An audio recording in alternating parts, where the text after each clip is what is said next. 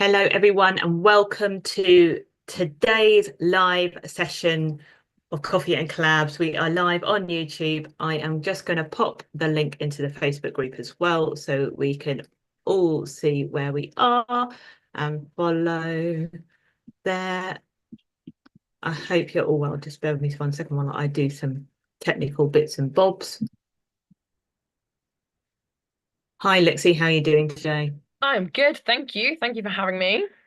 Oh, I'm really excited for our conversation because I've been on your podcast, so it's really nice to have you come on the Coffee and Collabs session as well. So I am going to pop that into the Facebook group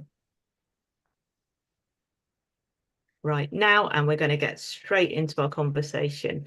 Obviously, if you have any questions for Lixxy, feel free to pop them in the chat, either in YouTube or in the Facebook group as well, whatever works for you, because I'll be keeping an eye on both of these. But today's session, we're just going to have a bit of a chat and we're going to find out more about Lixxy, what she does, why she does what she does, and how she helps people. So my first question for you today is, when did you start your first business and why?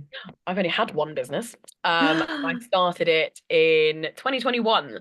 It looked slightly different to what it does now. So it was coaching, but for any woman that wanted to be more successful.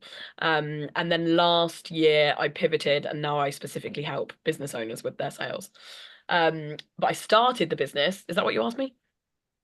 Yes, when did you Yeah. start your first business and Um, why? The why did I why, start the the business? important bit. Yeah. I'm always interested to find out why people start businesses. I think it's fascinating what people do. Yeah, the reasons are always really different as well. So Yeah. when I was in my early 20s, I was in an emotionally abusive marriage, left that and was divorced and living on a sofa at 23. Took stock of my life because that's not exactly what I imagined my early 20s would look like. Moved from my hometown in Bournemouth to London for a corporate job in sales. And over the next 7 years, built a really successful corporate career. And I was on multi six figures at 31. And that was not something I'd ever imagined was in the realms of possibility of anything that I would be doing. I was on multi six figures. I bought a flat by myself and I realized I wanted to help other women feel like that. So feel more successful than they ever thought was possible. And that's why I started the business. Well, I mean, what an incredible journey to. Thank you. I mean, I can't imagine what the 23-year-old version of you must have felt like to have gone through so much trauma and so many highs and lows at such a young age to then be able to sort of pick yourself back up and come back and just really come the brilliant you that you are today, really. I mean, that is just an incredibly inspirational story. Thank you. Yeah, it was definitely hard work, but I don't want to say I'm glad I went through it now, but it was one of those things like everything happens for a reason, and if it hadn't happened, I wouldn't have moved to London, wouldn't have got that job, and wouldn't be where I am now. No, absolutely. And sometimes, like you say, sometimes it's a passage that we have to go through, and you never want anyone to go through what you've been through, but what you've taken from that and been able to use that into a positive moving forward is just is really inspirational. So we also talk a little bit on the Coffee and Collabs behind the scenes chats with people.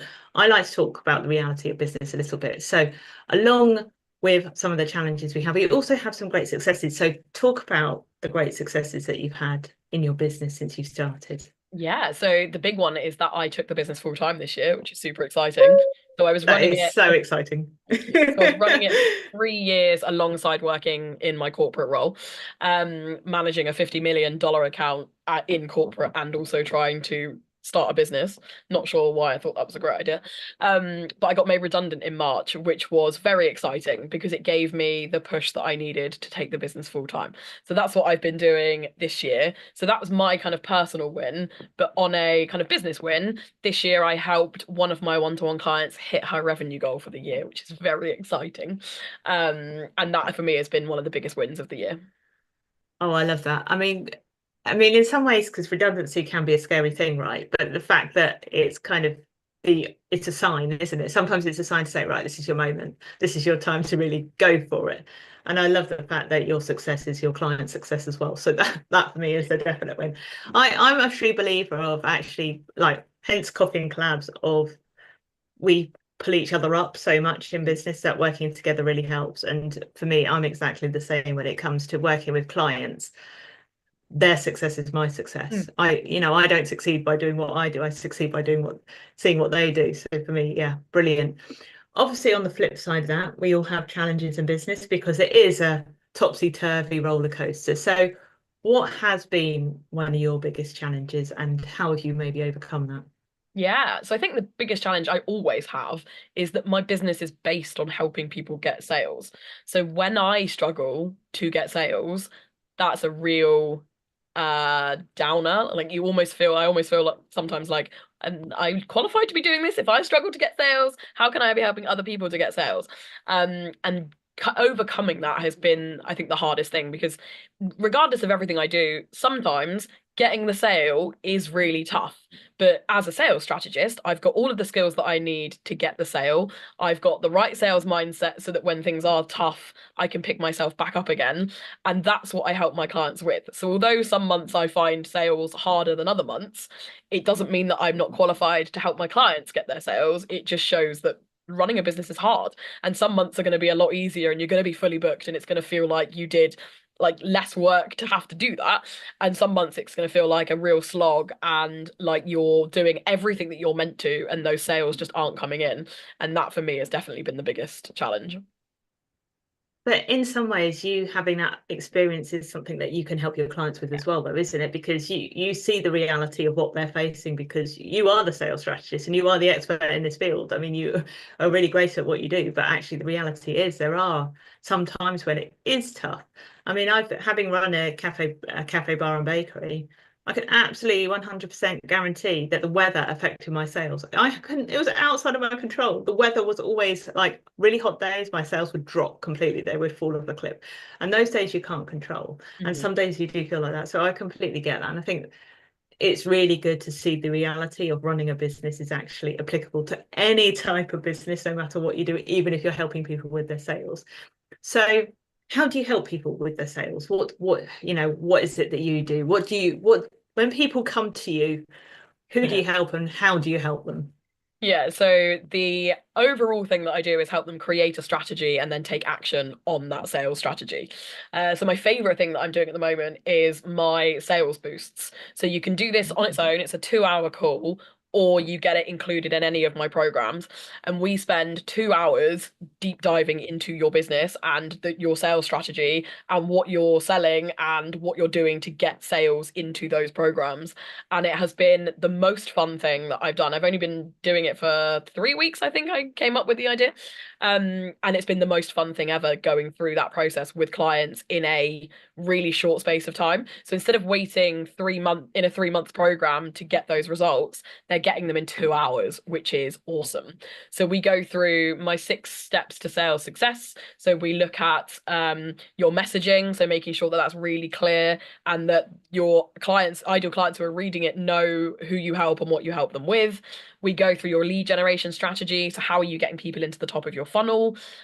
Once they're in the funnel, how are you nurturing them? How are you closing down the sale? And if that's a weaker area for you, then improving what you're doing to close down the sale. And then looking at the programs that you're selling and are they the right fit for your client? And are you able to articulate the transformation that they get from them and all of those good things that go into making up a solid sales strategy? That sounds so like so many people need that right now. I Yeah. think it's hard though, isn't it? Working out, you know exactly what you do, right? So as a business owner, you know what you do, and actually it's really hard to understand from the other side for people who don't know what you do, how to explain that. Yeah, definitely. And it's one of those things like as business owners, we're so passionate about the products that we've created and how we think they help, but not everybody was born a salesperson. Like we don't all wake up like I do in the morning and I'm like, yay, let's go and do some selling. Because I'm a strange person. But it's a skill that we as business owners we have to learn. And it's okay to not be great at it and to ask for help with it. But I think a lot of people feel like because it's their product and they've created it, they should be able to sell it. But sales is a skill that you have to learn. Like, it's not something, some people are naturally gifted at it, but most of us have to learn how to take this thing that we've created and go and tell someone that we have this thing that will solve all of their problems. And that's the gap that I'm trying to close, is that you can get help with that bit and you absolutely can get better at selling. Yeah, absolutely. So who are the people that you kind of help? Who are your ideal clients? Who comes to you looking for a bit of support to get their sales on track and really hit those revenue goals? Yeah, so it's female service providers. So they might be a coach or a social media manager of some kind, and they've made some sales. So they have a process, but it's just not working well enough, or they're struggling to scale it, and they're just not getting those kind of consistent months that they want. And they come to me, and then I help them get those consistent sales. Wow, what a transformation. So if someone is looking to work with you, what are three top tips you could give them right now that would help them to move forward with their sales strategy in their business? Yeah. So my favorite one is that conversations equals conversions or sales. So the more conversations you're having with people, the more sales you're going to get. Now, that doesn't necessarily mean you have to go and cold DM everybody or cold pitch everyone, but find people to just start conversations with. And then once you've built some rapport with that person, you can take that down a business conversation and you'll soon learn whether they're a lead or whether they are just someone that you're going to know. But the more people that you can talk to on a daily basis, the more successful you're going to be. That's my first one. The second one is to have a strategy. Anyone that is just kind of winging it with their sales, you are doing yourself and your business a massive disservice, because you're probably putting in way more effort than you need to for less reward than you should be getting. So you absolutely need a sales strategy. And the third one would be to not get disheartened if the sales aren't coming in, because I guarantee you there are a couple of like little tweaks that you need to make, and then those sales will definitely be coming in. But because you're not a sales expert, you don't know what those tweaks are, and it's absolutely okay to ask for help. Yeah, absolutely. Do you see sort of common mistakes that people are making because they don't know what they don't know at the moment? Is there sort of a trend that you're seeing in your line of work? Yeah, the two most common ones would be that the messaging's not right. So when I ask the business owner who it is they help and what they help them with, and then I have to listen to like 10 minutes of them downloading at me, that's too long. If you can't tell me who you help and what you help them with in like one sentence, then your messaging isn't clear enough and your ideal clients aren't going to understand who they are or what you help them with. So that would be the first one. And then the second one is not going out and finding clients. So people might be putting content out and then waiting for people to come to them. And until you've nailed your content or you've got a big enough audience that there's new people coming in all the time, that's not a good sales strategy. You need a lead generation strategy so that you go out and find your ideal clients and build those relationships with them instead of waiting for them to come to you. Yeah, absolutely. I think that was a big lesson I learned having the cafe, because even after 5 years or being on a high street in a town which is pretty busy, I have people saying, I never knew you were there. And they live there. And they probably Like, walk past you I've like for been fun. here 5 years. I mean, honestly, and that was like a real likelihood is that person probably was never going to buy any coffee or tea or a cocktail from me whatsoever. But it was a real eye opener Mhm. of you need to have a really clear strategy of how you are going to get people through the virtual door, but also it's rinse and repeat a lot of the time, isn't it? It's keep doing it Yeah. over and over again. Yeah. So And oh, go sorry. on. I was going to say the rinse and repeat is where we want to get to. We want to get you to the point where you know that the strategy works and you just do it over and over and over again. And when you get to that point, that's when you can predict the sales that are going to come in and also become in charge of your sales, because you know that if you get 50 new people into your audience, you're going to get 10 new sales. And by knowing those numbers, you then have control out of how many sales you're going to end up getting, because you can just go and do the activity that means you're getting that number of people into your audience. Yeah, absolutely. I love that. And I think it can become a bit of an emotional roller coaster sales, can't it? Because if you actually take away the emotional part and look at the numbers and look at the data and get it predictable, all of that pressure starts to come away. And then you can actually do it much more, like you say, strategically with a proper strategy in place. Absolutely. And that's where they come to you, is Yeah. to help with that strategy. Exactly.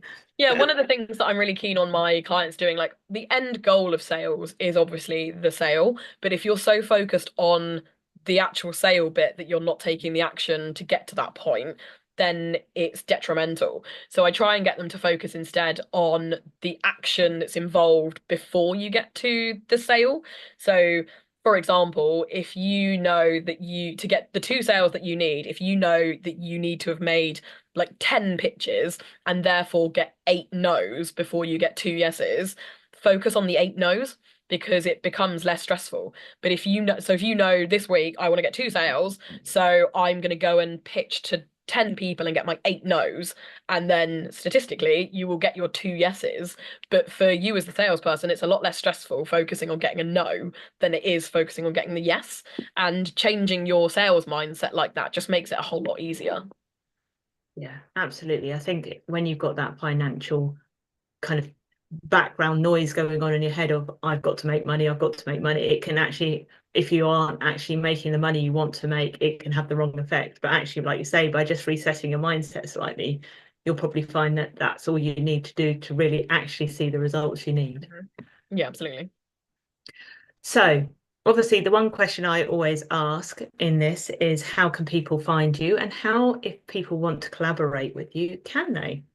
So Instagram is where I hang out the most. So it's Lixxy_sales success. I have a podcast, which is a learning tool for business owners, called Sales Success with Lixxy, which I only do guest episodes on. I've not done an episode by myself yet because guest episodes are way more fun.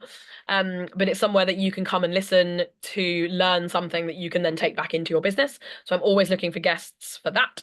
And I also run an Instagram live series. So every Tuesday and Thursday, I go live with a guest and we do a little interview about them and their business. So I'm also always looking for guests for that as well. Amazing. And having done both of them myself, I can highly recommend them. They are absolutely fab, and it's always lovely working with you, Lixxy. It's always great to hear your sound bites of wisdom and being able to actually show how people can really grow their businesses with some really quite straightforward, simple steps. But like we always say, you don't know what you don't know. So until you try it and put the right processes in place and get the right strategy, you will find that once you've got that, everything will be so much easier. So Absolutely. if you haven't already, definitely go follow Lixxy on the gram, because that's where she hangs out the most. And obviously she is also in the Coffee and Collabs group, so go and ask her anything in there. And if you have any questions, and if you're watching on the replay, just tag Lixxy in on the Facebook group, or pop a tag on this video here on the YouTube, and she will come back and answer those questions later. Well, thank you very much. It's been lovely having you as my Monday 4 p.m. guest this week, and I will look forward to seeing what happens next for you.